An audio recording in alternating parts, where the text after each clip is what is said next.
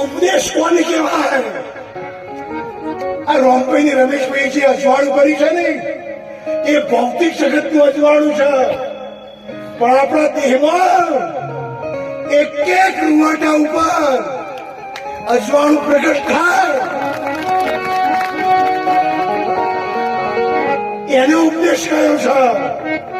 એ ઉડતી ભમરી ધ્યાન ધર, ઉડતી ભમરી ધ્યાન ધર, સ્થિર કાયકો ઉડતી કર, એ નંગા ભૂખા કબૂ ના મર, ઉલટા કાટ ખુલે કબાટ, હાથ પૂછી ખુલે તાળા, ઉલટા નામ કટ ભીતર ચર, ભમરી ભજન પાવા તો આત્મા સો પરમાત્મા.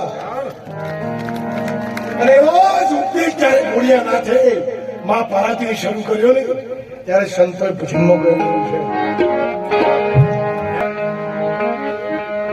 એ મને એવી એવી લગ્ના લાગી,